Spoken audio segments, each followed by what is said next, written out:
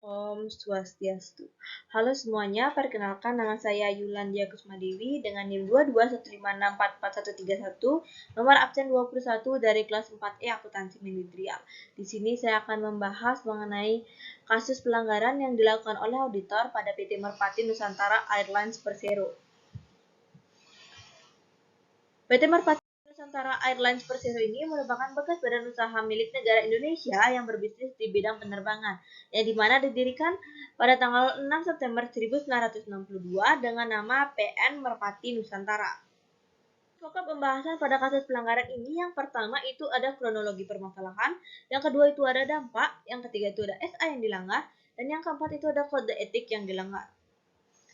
Yang pertama itu ada kronologi permasalahan.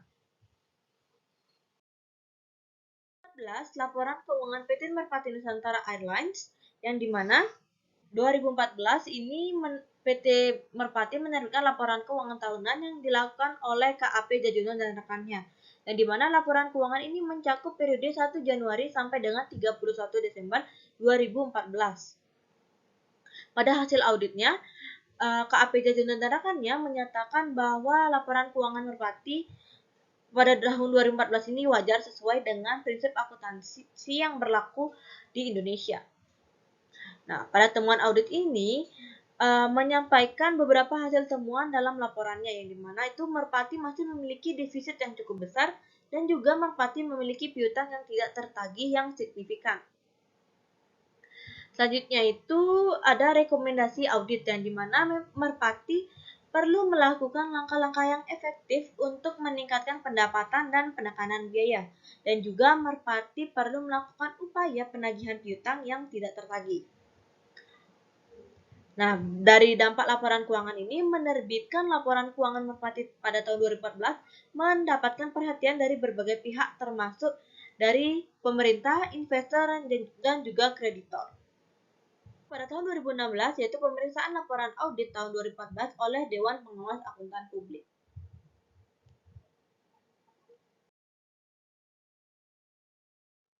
Pemeriksaan DPAP pada tahun 2016 ini melakukan pemeriksaan atas laporan audit PT Merpati pada tahun 2014, yang dimana dilakukan oleh KAP Jajono dan rekannya.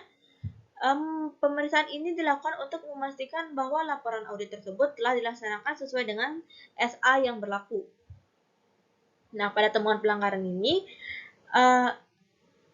yaitu KAP Jajono dan rekannya tidak cukup mempertimbangkan risiko audit yang signifikan, tidak melakukan prosedur audit yang cukup dan tepat untuk menanggapi risiko audit yang signifikan, dan juga tidak memperoleh bukti audit yang cukup dan tepat untuk mendukung opini auditnya, dan juga tidak menyampaikan informasi yang relevan dalam laporan auditnya.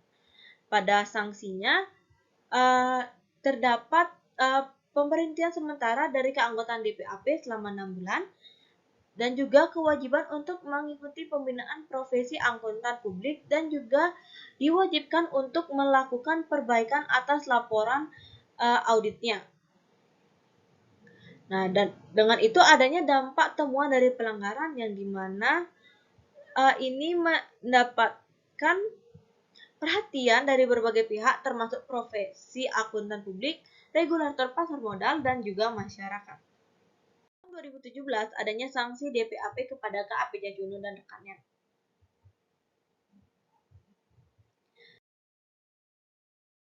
Yang dimana sanksi pada tahun 2017 ini, DPAP memberikan sanksi kepada kantor KAP Jajono dan rekannya terkait pelanggaran dalam audit laporan keuangan berupa teguran tertulis dan juga denda sanksi sebesar 50 juta.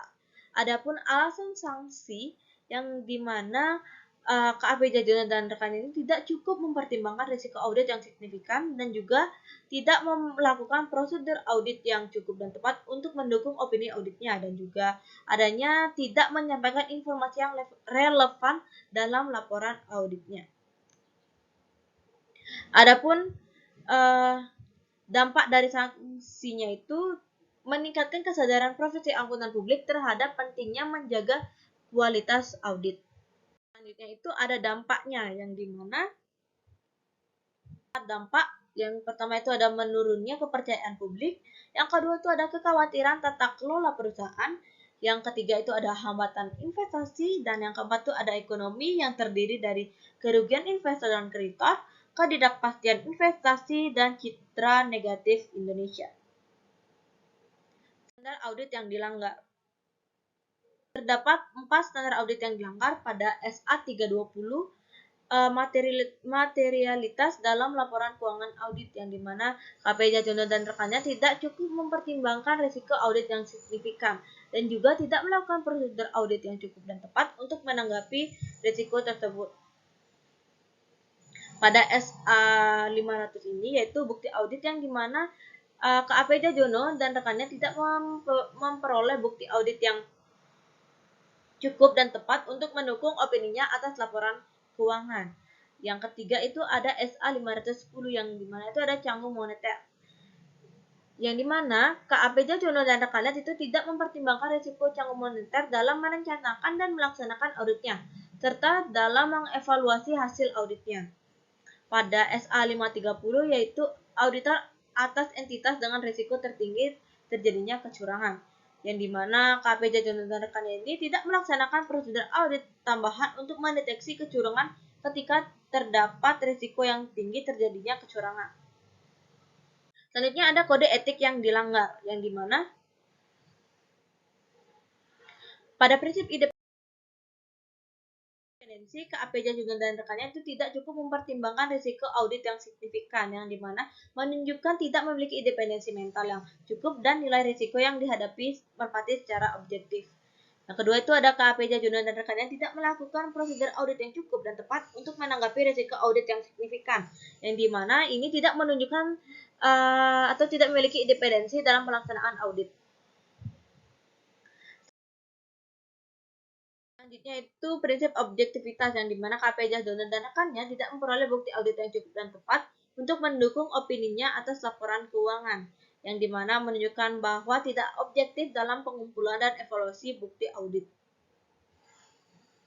Pada prinsip kehati-hatian profesional, yang dimana KAP dan rekannya itu tidak cukup mempertimbangkan risiko audit yang signifikan, yang dimana menunjukkan bahwa tidak melaksanakan tugasnya dengan kehati-hatian profesional. Yang kedua itu ada KAP Jajono dan rekannya itu tidak melakukan prosedur audit yang cukup dan tepat untuk menanggapi risiko audit yang signifikan, dan KAP Jajono dan rekannya itu tidak memperoleh bukti audit yang cukup dan tepat untuk mendukung opininya atas laporan keuangannya.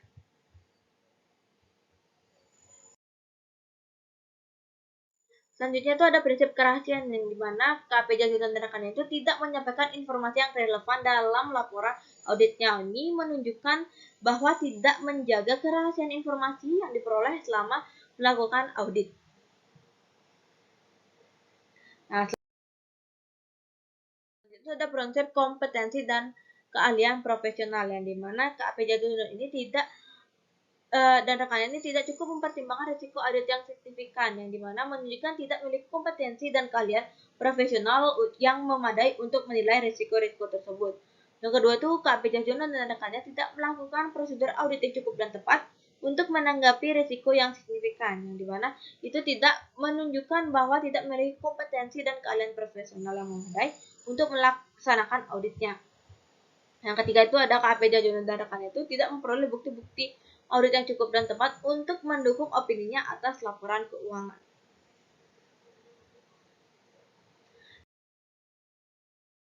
Sekian dari kasus pelanggaran yang dilakukan oleh auditor pada PT Merpati Nusantara Airlines Persero Tbk. Maaf jika saya ada kesalahan kata yang disengaja pun atau tidak. Saya tutup dengan Parama Santi. Om Santi Santi Santi Om.